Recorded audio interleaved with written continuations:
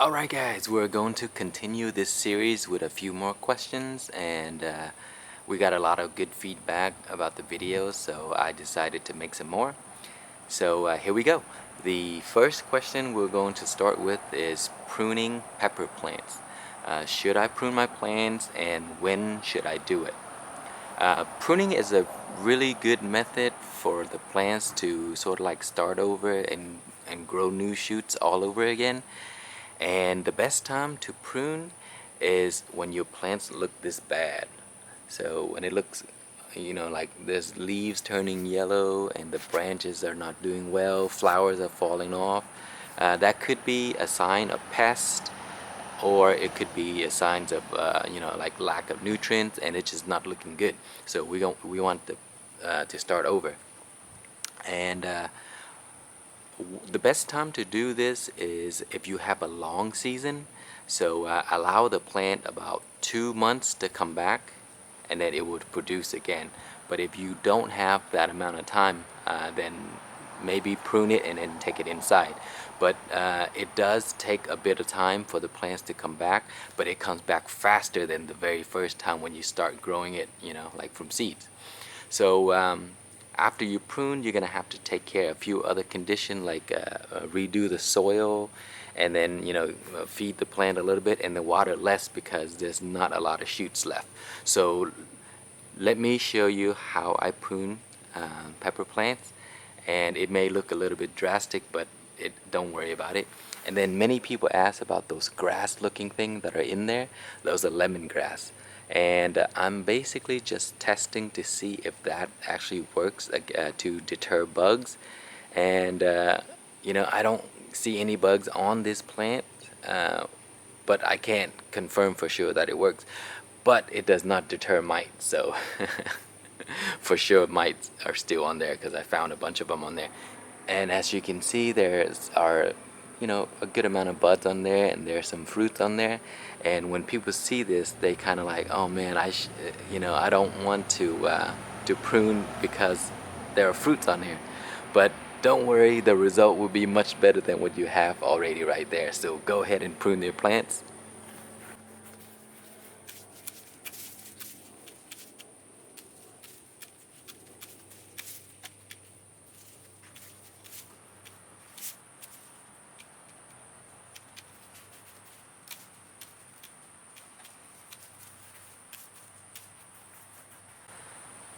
Okay, there you go. That's look a little bit crazy, but that's usually how I prune my plants. And if you condition the soil right, change it out, add some new ones, and then feed the plant a little bit, reduce the amount of water because there's not a lot of shoots left, and the plant will come back in about 2 months. So let me take you closer and let you see. And as you can see, you see these here, they're not looking good, they're turning brown, and these will drain the energy of your plants. So those are the ones you should cut off. You see here, there's branches, but there's not much leaves left. That's why I cut those off. And same with these here, they're just not looking good. So I have a few months left, and it's okay for me to prune. And look at that, there's really not much left. So I'm gonna go ahead and condition my soil, feed it a little bit. Don't overfeed because that's a bad thing. So there it is.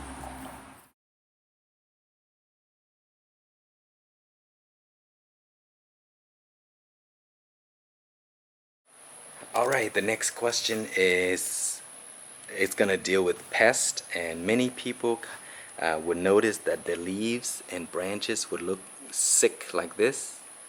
And sometimes if you don't address the problem quickly, it will escalate and becomes worse. So let me show you another example. So as you can see there, around here, it looks very unhealthy. The leaves wrinkle there, and then the tiny shoots turns kind of like crispy and just fall off like that. And that's a good sign that you have mites. So here it is again. See, the leaf is wrinkled, the tiny shoots are brown, bronze color, and then when you touch it, it fall off. And around the affected part, the color is also different. So you can tell, if you have experience, you can tell immediately what it looks like. But if you haven't seen it before, here it is right here. And those are a big sign that you have mites on your plants. So what you should do when you see stuff like this is you inspect your plants closely. And if you keep flipping each of the leaves, you will see. So let me find one perfect example to show you. They're very difficult to see, so if you have a magnifying glass, that would be best. So you see there? There's that little white part moving right over here. There it is right there. So those are basically what the mites look like and how small they are. They're tiny little thing, but they multiply really quickly and they'll spread all over your plants and then to the surrounding plants. So when you see that, address the problem immediately, separate your plants from the rest, treat it, make sure there's nothing left, and treat the surrounding plant as well, just to make sure that they are no longer around, because if there are a few around, they'll make a comeback quickly and infest your plants all over again. So there are many different treatment that you can use. I use neem oil. So mix neem oil with some soap and water and spray the plants everywhere. Don't spray during the heat of the summer, but spray sort of like in the evening, and allow the plants to get soaked with the treatment, and then rinse it off. The spray doesn't affect the plant, but it does affect the flowers a little bit. So be careful, if you use too much, your flowers may start to fall off. Alright guys, for treating pests like mites indoors or outdoors, this is what I use. I use neem oil, and I fill my bottle here, 32 ounce, with 2 of these spoons. And then I use this soap here, 1 of the spoon. And that is it. Now all you have to do is shake it up really well.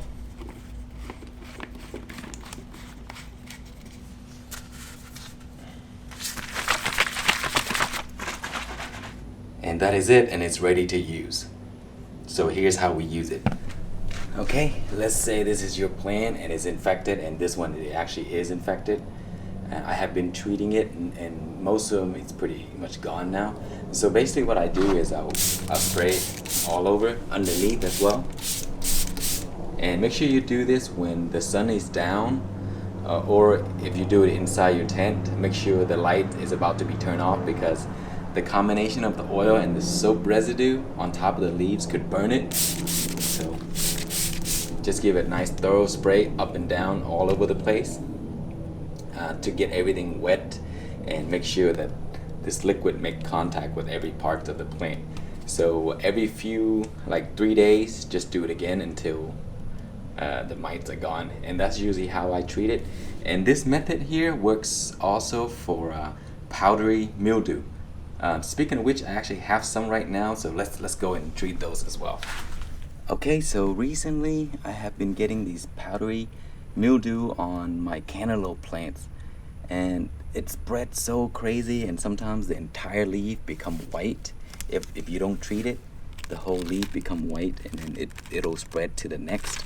So I find that neem oil works really well for this. So here's one that's pretty much look at that. Look at this one. See that? And you can tell by it that it's white and it's on top of your leaves.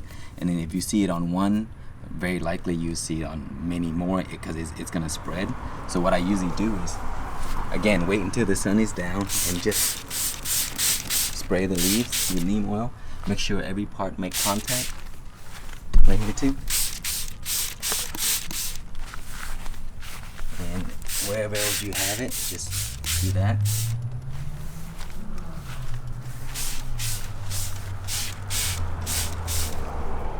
And that should do it.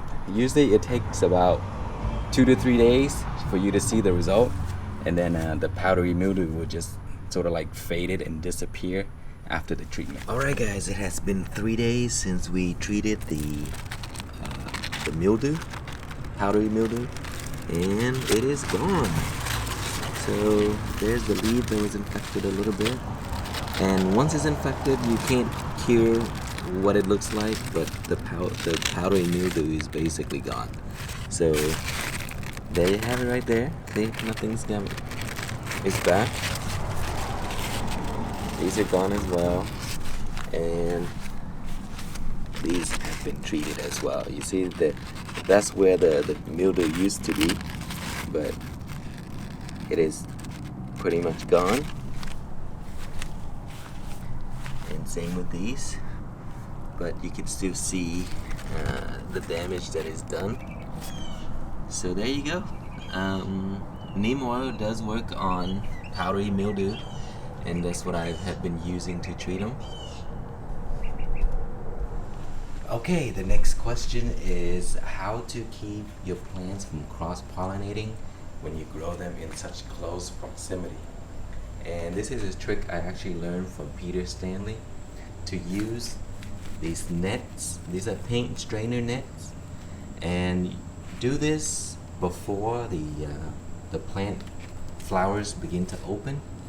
So pick a nice branch with a lot of flowers, and like flowers like these here. See, it hasn't been opened yet. Then you want to cover that up. That way no other pollen is able to get to it, and then you can secure the pure seeds for that. And once the flowers produce some pods within this strainer, then you can remove it, and then you need to indicate it with a indicator somehow. And zip tie is a good way. I learned this from Jay, and you just zip tie that one and indicate it that that one has been separated, so you can save seeds from that. Another question that I get asked very often is regarding the AeroGarden and what motto do I have. This is the AeroGarden Bounty. And some of the questions that arised from some of my previous videos is, how many plants can you grow in the AeroGarden? And this is basically up to what type of plants you're growing. If you grow herbs, then you can grow a bunch of them, probably up to 6, or all of those slots can take herbs. If you grow peppers, I would only recommend small varieties, and if you choose to grow large varieties, then just put 1. So these 2 here are my cross, the Starr-Racha hornet, and as you can see, this one here is basically taking up all of the space. The other one there, I will move that pretty soon, take that out of there and just leave 1. And how big can they get? They can get massive. I mean, they will continue to grow as long as you have nutrients feeding them. So they'll get up to 2-3 feet. I mean, as far as the light of the AeroGarden can go. And so constantly, every 3 to 4 days, you have to lift it. And I would recommend when you grow pepper plants that you put the light hood about 2 inches or 3 inches above the plant. And I've done tons of tests on this at various levels, and I find that for pepper plants you need to put it as close as possible. The lights are very cool, so it will not burn your plant, but you don't want it touching, because there is slightly a little heat here if you touch it, but it's not very hot where it will burn the plant. But 2 inches above to 3 inches is the ideal height for pepper plants. And another question for the AeroGarden is, how often do you change your nutrients? And this is all based on the stage in which the plants are in. So initially, when I just transplant the plants into here, I probably leave the nutrients for like a month, because you know, I like to keep things simple. I don't like to mess with all the difficult things, change it out every 2 weeks or whatever. I just leave it for a month, and then as the plant and then I'll change it out to a fresh batch. but as the plant grow, like pepper plants for example, they drink a lot of water. So as they grow, they'll take up a gallon every week probably at this stage here. So weekly you have to add water and nutrients, of course, and I would refill it about 2 to 3 times, and then I'll rinse the nutrients clean and then make a new batch. That way, you know, there's no excess of certain particles in there that would make the nutrients imbalanced. So for cleaning out the system, what I normally do is I fill this up with water, plain water, and allow the pump to sort of like cycle through, and then after it cycles through for a few hours, and then I'll flush it out.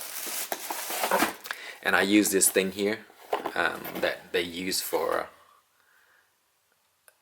cars or liquid transfer. And AeroGarden, they sell one too, but it's a hand pump, and it costs like $14 or something. And this unit here is automatic unit, so you can just put in the battery, press a button, it does it for you, and it does it very, very quickly. And so that's what I use to change out nutrients, clean it up, so I don't have to lift the unit and take it somewhere, dump it out, and all that stuff. So that liquid transfer is a great tool for the AeroGarden. For mixing nutrients, if you're using the AeroGarden or similar units like this, I would only recommend using liquid nutrients like the one that they have, or you can use Dynagrow, Dynabloom. Those are liquid mix, and it's easier for the unit to operate in, because if you use the water soluble, a lot of them don't dissolve very well, so you're gonna have a bunch of little particles left that may clog up your unit. So always use the liquid kind. You can use Dynagrow, as I mentioned. You can also use the General Hydroponics or the AeroGarden nutrients. Another question again is that, do you have to use the AeroGarden nutrients? And I just mentioned you don't. You can use whatever you want, and I use this, as I already showed you. This is my favorite one because there is the grow version and there's a bloom version. During the growth period, I use grow, and then once the plants start to flower, then I switch over to bloom. And it's 5 milliliter per gallon, and that's all you do. So I mix 1 gallon at a time, and then I just add it into there. And the Dynabloom and the Dynagrow has a pH buffer, so when I add the liquid into my water is around 7.8 right out of my tap, and when I add about 5 milliliter or 5.5 milliliter, and then that would bring it down to about 6.2, and then I'll add a few drops of pH down to bring it to 5.9, and that's my preferred range. Usually 5.9 to 6.0, that's where I stay. And then I just add a gallon at a time into the AeroGarden. And that's most of the questions there. I will do more of these questions in the future for the AeroGarden, maybe how it operates, and maybe a full video of everything. Next question is regarding Kratky hydroponic, and many people have asked if Kratky can be done outdoor, and it really depends, because technically yes, because I've done it many times before. But if you live in a place where the weather is too extreme, like crazy heat, the plants will struggle like crazy. So I live in Texas. It's very, very hot, but right now it's October, and it's cooling down a little bit. So if it's cool enough, like if it doesn't pass 85 degrees, then you can grow it outdoor, and the plants will do fine. Anything hotter than that, the plants will suffer. And also, depending on the size of your container, the smaller the container, the more heat it can generate within the liquid, the nutrients itself. And when the liquid is heated up, you know, oxygen is released, so there's really not much left for the plant to take up, so it's gonna cause problem with the roots and all that stuff. So use a larger container so that the water can stay cooler, because the roots prefer that. So anyway, let me show you one plant that I'm growing in Kratky outdoor in a 1 gallon. And I don't recommend 1 gallon, but I just wanted to test, and I really don't have room for these. Okay, so here is my plant, and I'm kind of doing this the lazy way. I keep it as simple as possible. I don't change nutrients and do that as I should, so the plant doesn't look very nice. But let me show you another one that I grow in hydroponic with a solar pump that does really well. Here it is here, this unit. That's a solar pump there, and as you can see, we got lots of fruits here. And right now it's really hot, so you can see how the leaves are drooping. But in the afternoon, when the shade comes, then the leaves go back to normal. Okay, so back to the Kratky method, and I have a few fruits here. There's some right there. Not too bad, a few fruits, and there's more coming. So there you go, guys. You can grow Kratky method outdoor if the heat is cooler. Okay, so let's go, and I will show you how I change nutrients and how much to put. Okay, here's my unit, and let me show you. At this stage, the plant drinks the water pretty quick, and so you want to check often and fill the container. And if it's really light, that means it needs to be changed, or you need more liquid in here. So I'll show you how much we have left. So let's see the roots there, and the top roots here are basically air roots around this area, and the bottom roots here are water roots. So that part there becomes or gets submerged in the nutrients, and it takes up nutrients for the plant to use. And the top part here, these are the air roots, and that's what the plant uses for breathing. And if you look in here, there's a little bit of nutrients left. So as you can see, there's no algae in here because I painted the container black. So make sure you use dark containers, or a container that does not allow lights to get through, because if light get through, the nutrients will be filled with algae, and then the algae will suffocate your plants and take up all the oxygen and the nutrients, and it just kill the plant slowly, and then the roots will, you know, turn green. And as you can see, I have some already. These are the algae that are starting to affect the plant, but as long as these part here don't have any, you're pretty good to go. So what I'm gonna do now, and as you can see, you see the roots is basically going down to the bottom. And so when you refill, you don't want to refill all the way up to this point. You see, if you refill all the way up to this point in the Kratky method, you will drown the plant and it will die. So when you refill the water, make sure you measure water roots here, air roots here. Your maximum level is right here. Do not pass that, or you would drown the plants. So kind of measure like this, and then see, I can measure, I can refill to 2 quarts right there, right here, maybe a little bit more, and that's what you should do. So I'm going to do that right now. And when you have extra nutrients in here, when you dump it in your plant outside, like your shrubs and stuff, it'll help them grow. Okay, I added my nutrients back, and I changed everything. Okay, now we're gonna add our plants back into here, and as I mentioned, remember, don't go past a certain point. So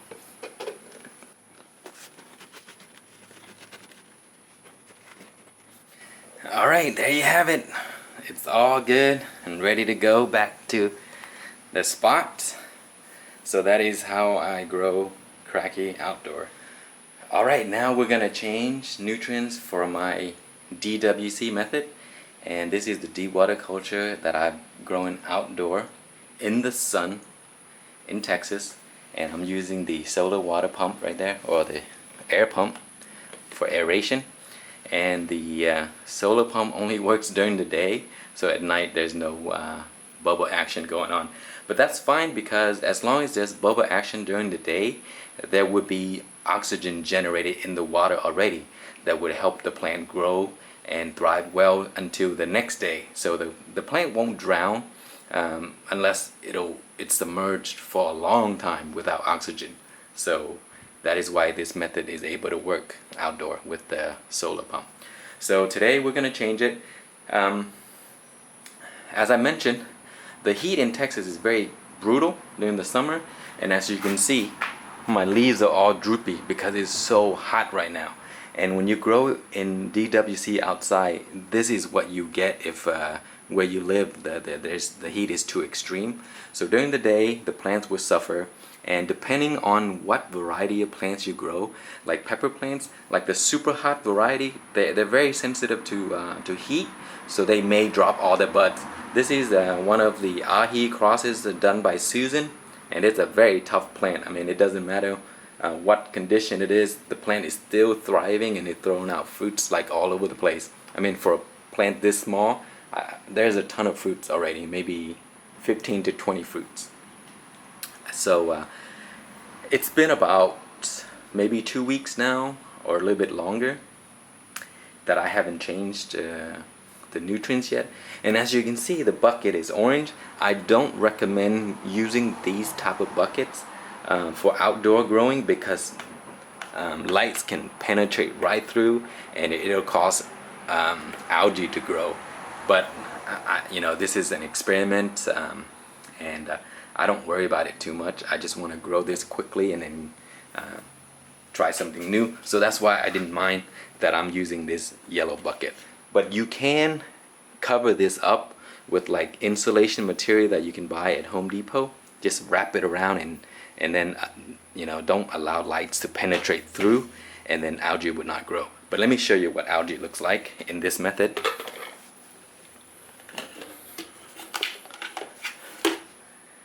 So let me take you closer. You see how green the water is? That is because of algae. And when you get this type of water, the roots sort of struggle. And as you can see, recently we have a massive amount of rain, and the rain filled up the bucket all the way to the top. And because of the rain, and then there's no sun, the plant kind of like struggle and the roots died back. You see that? Those are the dead roots there. So new roots are coming out, and the plants are doing fine right now, but it almost killed the plant because of the rain, and there was no sun available for the bubbles to happen. And then the oxygen is depleted because algae took all of it out. So if you have algae, it will compete with your plant, and it'll kill your plant eventually if it becomes a big problem. So today we're going to change out nutrients, and I'm going to show you what to do. And with DWC method, it does not matter where or how much water you fill back up into the bucket. You don't need to leave an airspace or anything like that, like the Kratky. You just fill it all the way and let the roots submerge, and that'd be just fine, because this unit here will pump air into the water. Okay, so I'm gonna pour this out.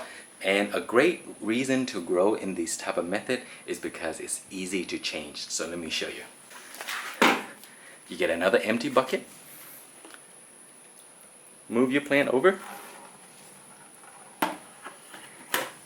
and dump this out. So let me dump this out. Okay, now what you do is fill it back up.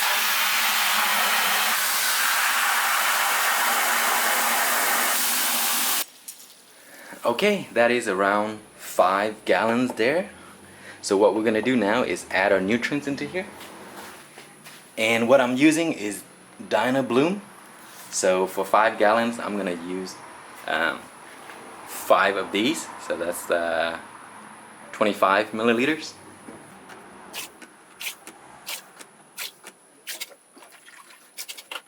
Alright, now you're gonna mix it up really nice so that the nutrients can be dispersed all over the place. Okay, now you want to check your pH to make sure it's between 5.9 to around 6.3 or something like that, or 5.9 is usually where I put it. Yep, it's exactly at 6.3. So I'll just add a little bit of pH down to bring it down to about 5.9.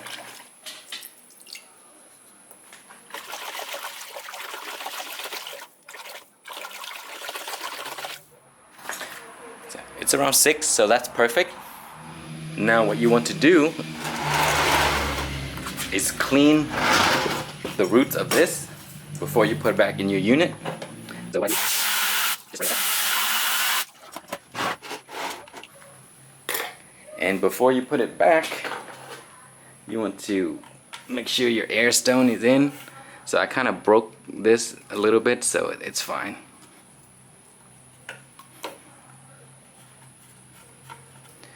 And then, last step, put the plant back on.